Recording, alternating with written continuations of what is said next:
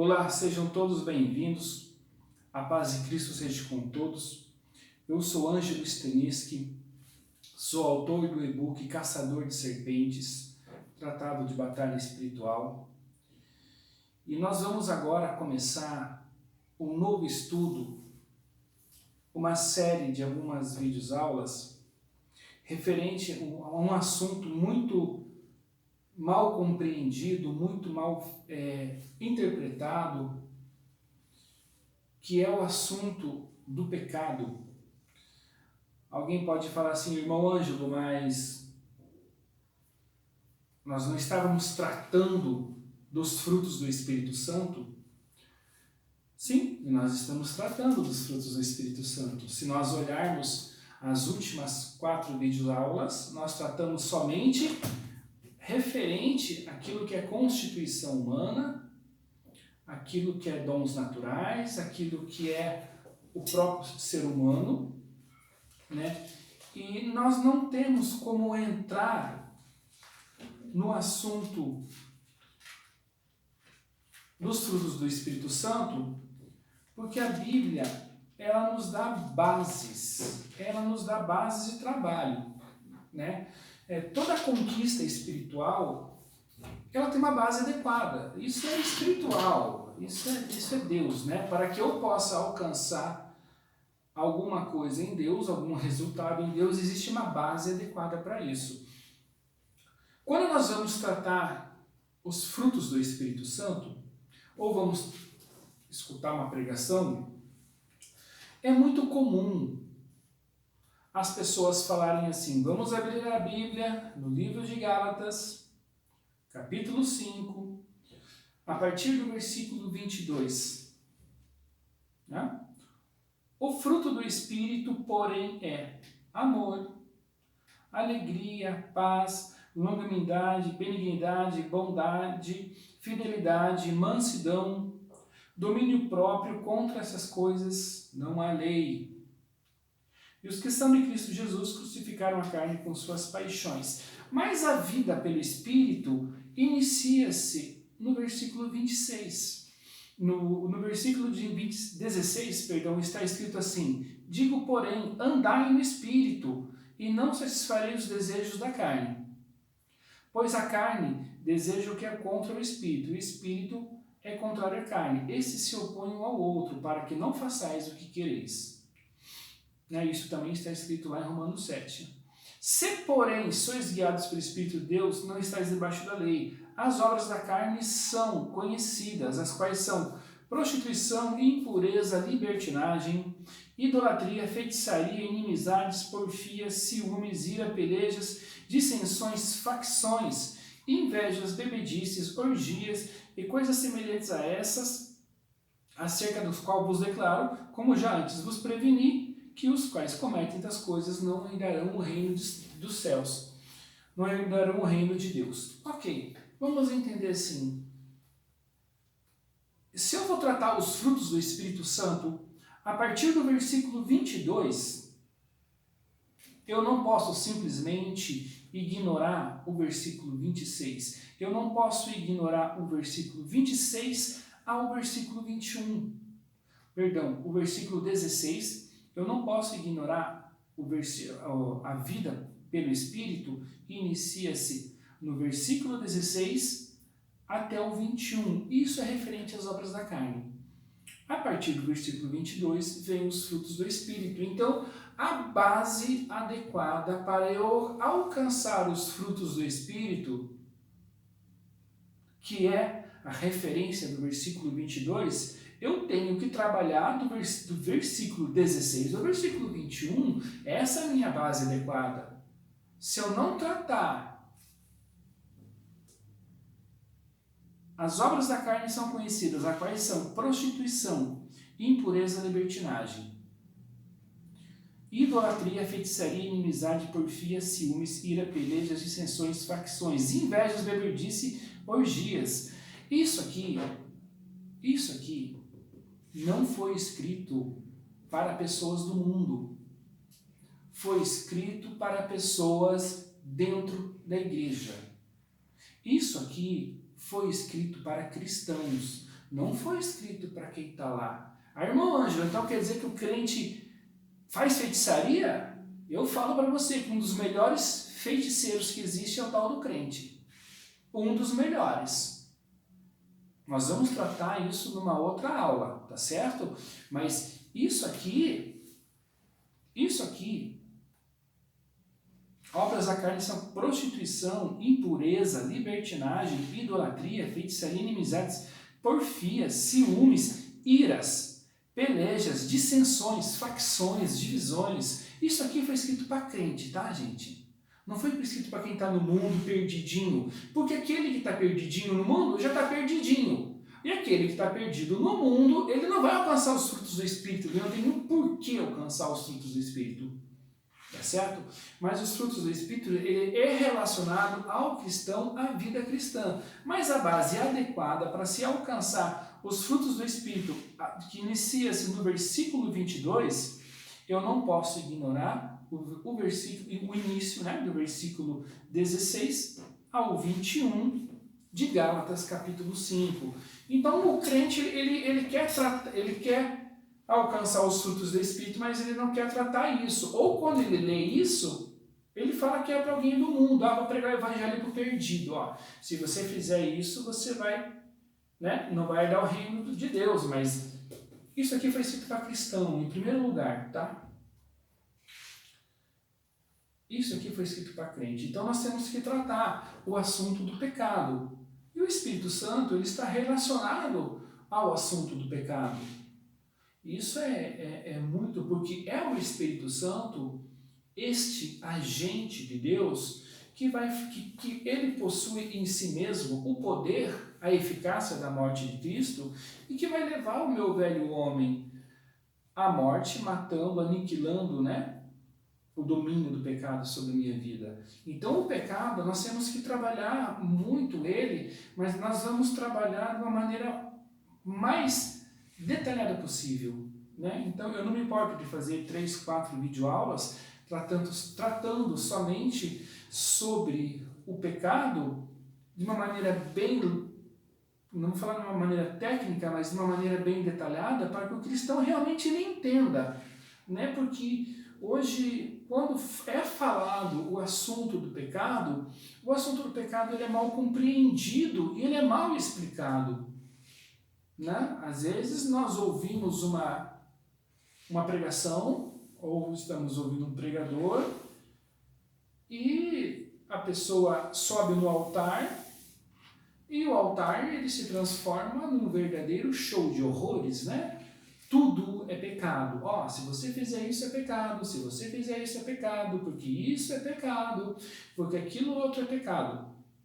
Então vira um show de horrores em cima do altar, onde a pessoa fala que tudo é pecado, mas se alguém naquele culto, se alguém naquela plateia, naquele auditório, falar para o pregador assim, mas pregador, se isso é pecado, como que eu faço para me livrar da ação do pecado? E como que eu faço para resolver o problema do pecado na minha vida? Em 95% deles, eles não vão ter resposta. Porque eles mal estão sabendo sobre o que estão falando. A pessoa, o que ele vai dizer? Irmão, vai para Deus. É só o que ele sabe falar, vai para Deus. Né? Mas como ir para Deus? Falar que as coisas são pecado, isso é pecado, fofocar é pecado, mentir é pecado, isso é pecado. Com todo respeito, acho que até o gato da minha filha deve saber que tudo isso é pecado. Mas eu preciso dar uma solução para a ação do pecado. É simples, né? Se nós vamos falar de um problema, vamos apresentar o problema, mas vamos trabalhar também a solução do problema. O pecado, ele é um assunto relacionado à igreja, ele é um assunto conversado, discutido, né? É muito comum no meio cristão. Mas se eu vou trabalhar com o pecado e fazer uma orientação que isso é pecado, é normal, é comum, porque faz parte até, né, da nossa convivência. Mas se eu aponto algo que é o pecado, eu também, simultaneamente, Eu tenho que apresentar a solução para a ação do pecado. Porque se eu aponto o pecado, mas não aponto a solução para o pecado, como resolver, de que adianta eu falar que aquilo é pecado? Não existe, no meu entendimento, não existe lógica você apresentar o problema, mas não apresentar a solução para o problema. Eu não vejo, né, benefício nisso. Né? Vamos trabalhar um problema, mas trabalhamos o problema e apresentamos simultaneamente a solução para a ação desse problema.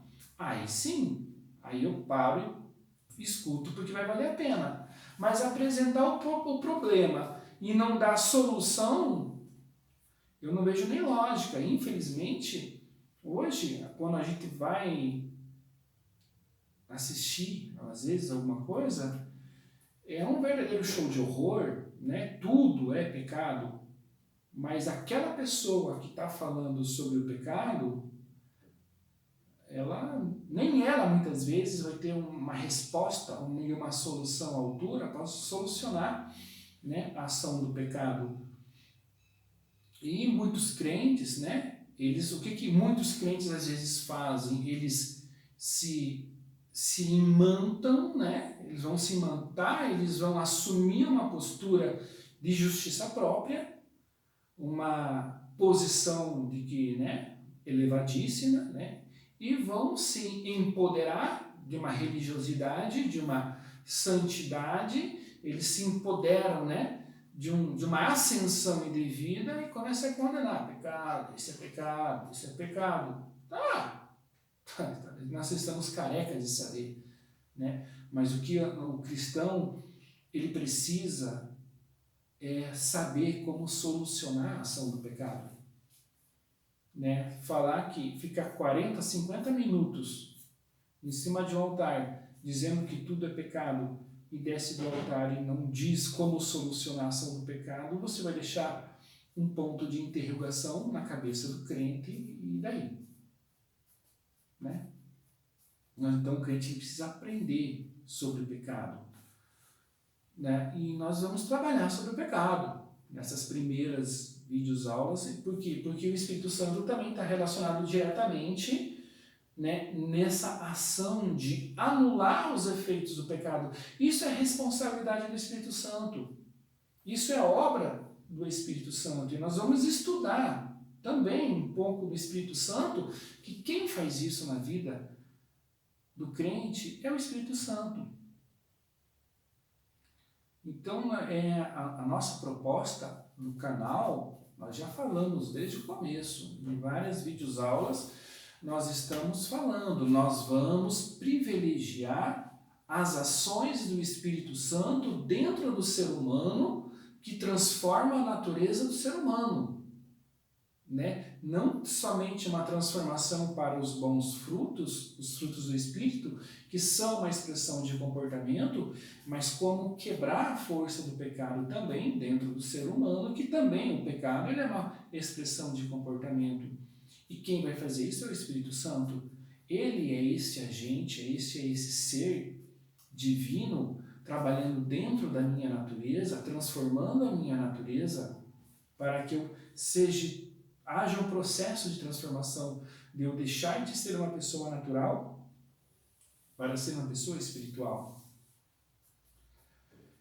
Para que, de fato, os elementos de Jesus Cristo que hoje estão em poder do Espírito Santo sejam manifestos no meu expressar, na minha forma de expressar, no meu padrão de comportamento. Né? Existe muita incompreensão até mesmo com relação ao Espírito Santo, porque nas décadas antigas era ensinado que para que você tenha o Espírito Santo você tem que falar em línguas, né? E você tem que profetizar, porque senão você não tem o Espírito Santo, né? Então o Espírito Santo ele nos últimos anos ele foi muito evidenciado como manifestos externos, milagres externos, né? Manifestos divinos externos.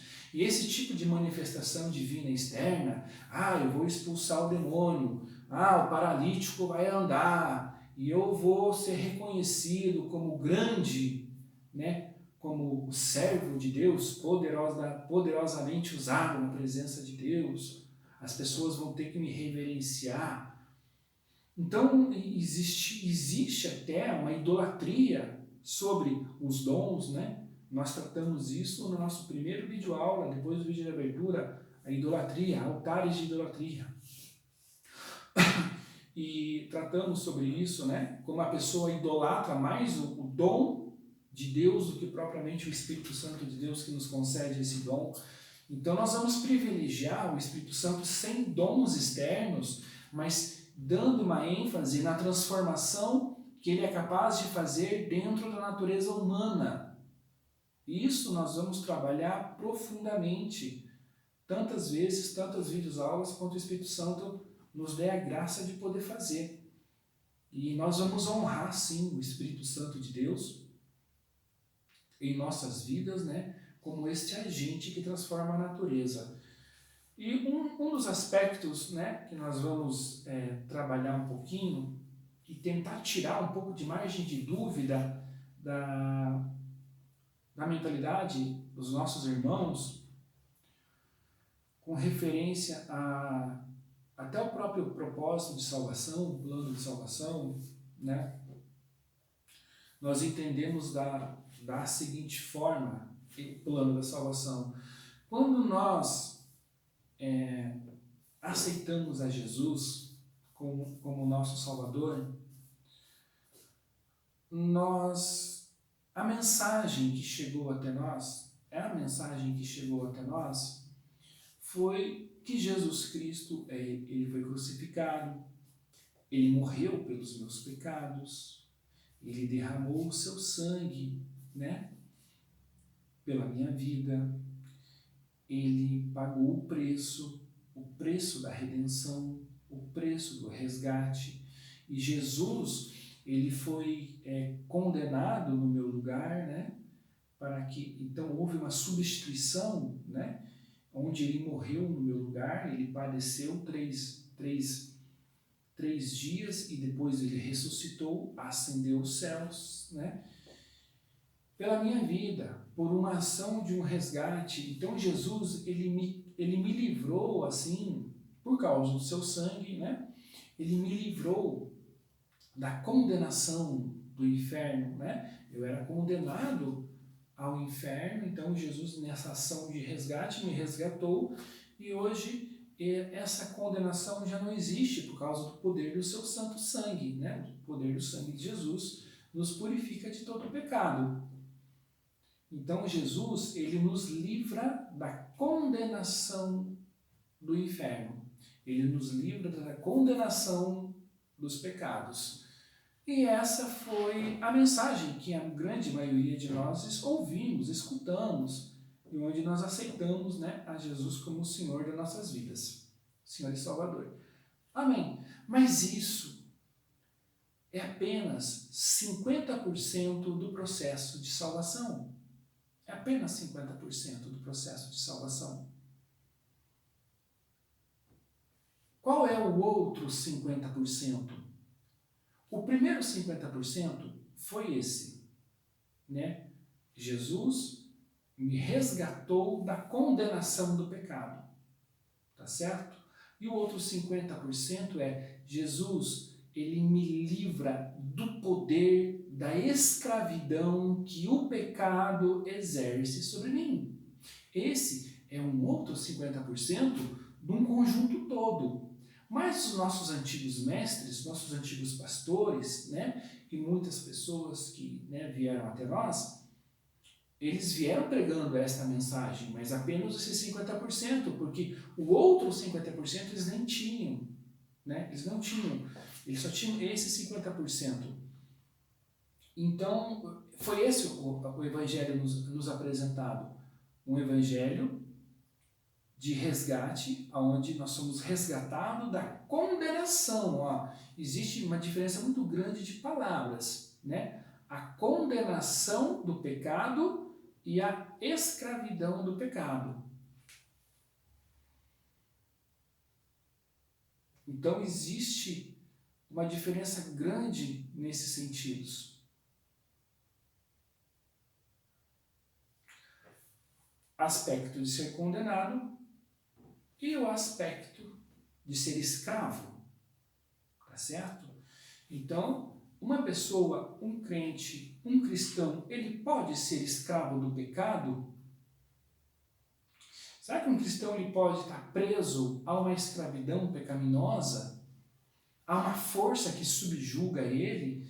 A uma força que o impulsiona a ele se manter preso num padrão repetitivo de comportamento?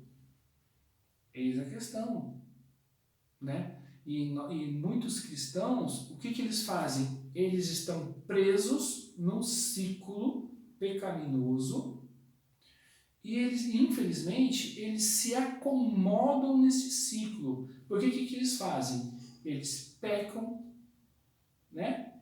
Porque eles estão presos e pedem perdão. Pecam e pedem perdão. Pecam e pedem perdão. Pecam e pedem perdão. E nesse meio entre pecar e pedir perdão, eles jogam a graça. Ah, porque isso é graça, então a graça está valendo, graça é assim mesmo. Não, não é assim. A graça, ela nos livra de uma vez por todas, né? A graça é a graça não é objeto de trocadilho, a graça não é objeto, então eu posso pecar quantas vezes eu quiser, que é só eu pedir perdão, eu subo no monte e tá valendo, né? Deus me perdoa, aí eu fico livre para pecar, de novo, né? É a mesma coisa que a pessoa pecar a semana toda e ele sobe no domingo no monte para pedir perdão. Pedir perdão da semana toda, agora estou livre para pecar, isso é graça. Não, isso é escravidão, a pessoa está presa. A força, a escravidão que o pecado exerce sobre ela, né? E isso está escrito em Romanos capítulo 6, versículo 6.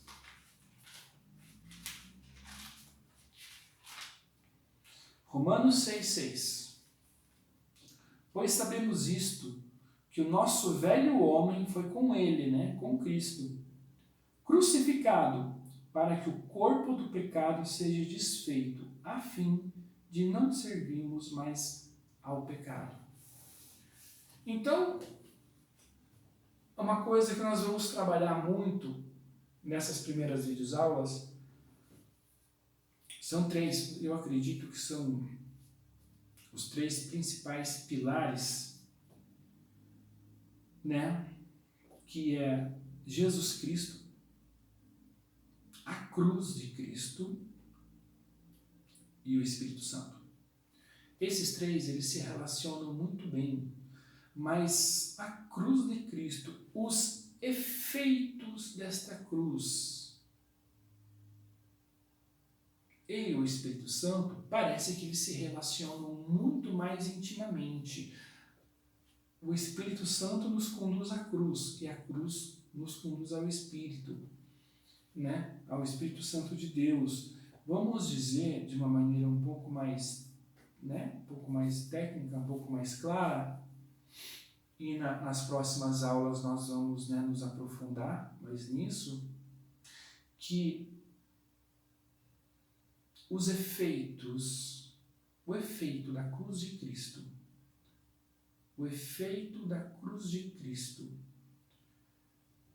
está hoje sob o poder do Espírito Santo. O Espírito Santo hoje tem o poder da morte, o poder de matar o velho homem, pertence ao Espírito Santo. E nós, como igreja, nós temos ali uma leve deficiência porque nós não nos apropriamos dessas verdades. Isso para nós é muito...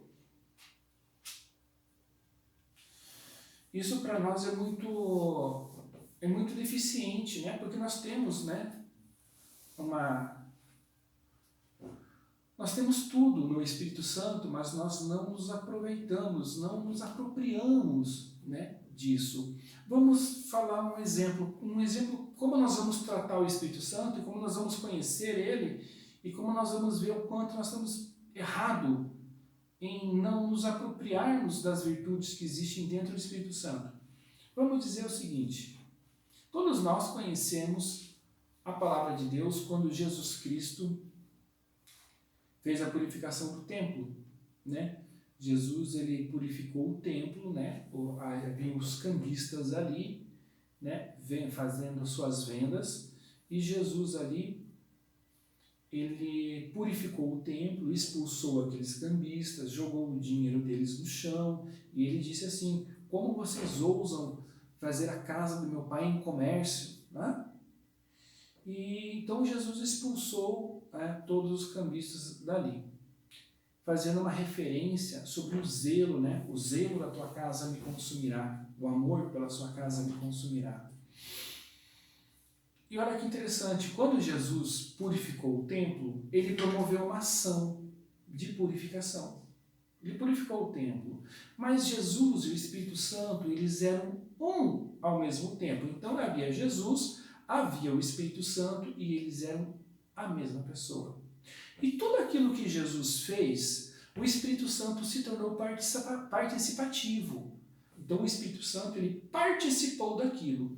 Então aquele momento, os sentimentos de Jesus naquele momento, os seus pensamentos, a sua expressão comportamental, o Espírito Santo, ele viveu com Jesus tudo isso. Então vamos dizer que agora, porque o Espírito Santo e Jesus viveram a mesma situação, hoje o Espírito Santo de Deus, ele sabe o que é o zelo de Deus. Hoje, o mesmo zelo que Jesus manifestou em seus sentimentos, em seus pensamentos, hoje o Espírito Santo de Deus, ele é o portador deste zelo. Então o Espírito Santo, ele porta em si mesmo o zelo de Deus. Então nós vamos fazer uma pergunta: por que numa igreja de 100 membros, por que 5% deles, uma média, se uma igreja de 100 pessoas, por que a média de 4 ou 5 pessoas apenas possuem o zelo de Deus e os outros 95% não experimentaram isso? Porque essas 5 pessoas, eles alcançaram dimensões espirituais do Espírito Santo, aonde o Espírito Santo graciosamente os fez conhecer o que é o zelo de Deus, aonde o Espírito Santo os fez entender o que é o zelo de Deus, aonde o Espírito Santo os fez sentir o que é o zelo de Deus, aonde o Espírito Santo transmitiu todo o entendimento sobre o que é o zelo de Deus e transportou sobre o coração dessas pessoas, e essas pessoas se apropriaram disso no seu coração, e hoje eles também têm o zelo de Deus, e o zelo de Deus nessas pessoas hoje se manifestam em expressões comportamentais.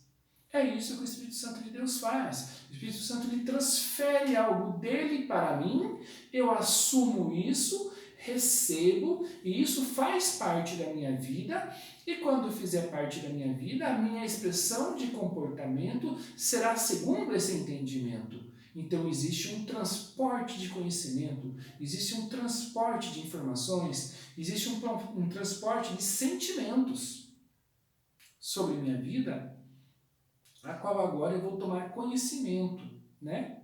E isso vai fazer parte de mim. Então, uma pessoa que tem zelo de Deus, o zelo pela casa, né? O zelo pela obra, ele vai ter zelo, né?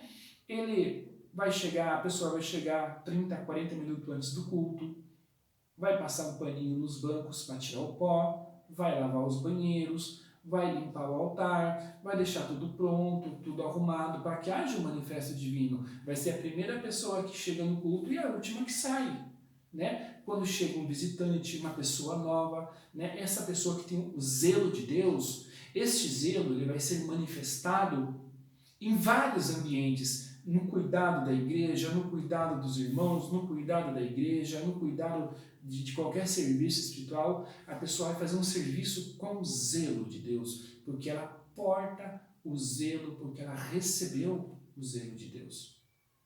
E isso, esse transporte de informações, esse transporte, né? Quem faz é o Espírito Santo, que transportou no coração da pessoa toda essa gama de informações. Então, por mais que a pessoa não saiba nem expressar, nem falar, ou articular, ou dar uma aula sobre o zelo, por mais que ela não tenha muitas vezes essa capacidade, por essa simplicidade, ela vai viver o zelo de Deus. Ela não vai precisar convencer ninguém que ela tem o zelo. Olha como eu cuido bem, olha como eu tenho zelo, olha... Não, ela não vai ter que fazer aquele teatro, né? Para tentar convencer as pessoas que ela possui o zelo de Deus. Quem tem o zelo de Deus manifesta esse zelo de uma maneira muito espontânea. Né? A pessoa não precisa conviver, ela não precisa convencer, na verdade, ela simplesmente manifesta o zelo de Deus de uma forma muito comum. Simples assim. Ela manifesta o zelo de Deus de uma maneira, numa expressão muito natural dela, sem precisar forçar. Esta é uma pessoa que tem zelo de Deus. Por quê? Porque ela recebeu o zelo. E que esse transporte de informações, transporte de sentimentos, transporte de unção, quem produz na pessoa, quem traz para a pessoa é o Espírito Santo de Deus. Ele é que vai, porque ele que vai transportar essa gama de informações. Então, isso é experiência subjetiva, uma experiência que a pessoa viveu com o Espírito Santo, né, e recebeu ali o zelo. Olha como o Espírito Santo de Deus ele é importante para as nossas vidas e olha como nós tomamos prejuízo quando não reverenciamos ao Espírito de Deus ou aquilo que o Espírito de Deus faz. O nosso trabalho vai ser privilegiar o Espírito Santo e tudo aquilo que ele tem para as nossas vidas. Amém? Essa foi a primeira aula de introdução. Nós vamos partir agora para a segunda aula, vamos muito devagarzinho, né, trabalhando com relação ao Espírito Santo, o que ele é, e com certeza Deus vai dar graça aí para nós poder transmitir as informações básicas necessárias aí para melhorarmos aí o corpo de Cristo, né? Aperfeiçoar o corpo de Cristo, essa é a nossa proposta. Eu sou Ângelo Staniski, sejam todos bem-vindos. Compartilhe nas suas redes sociais, se você entende que essas videoaulas estão sendo bênção para a sua vida, compartilhe com seus amigos, né? Fiquem conosco, se inscrevam no canal, dá o seu joinha aí, que com certeza vai estar ajudando muito o nosso canal a crescer. Fiquem na paz de Cristo e até a próxima aula.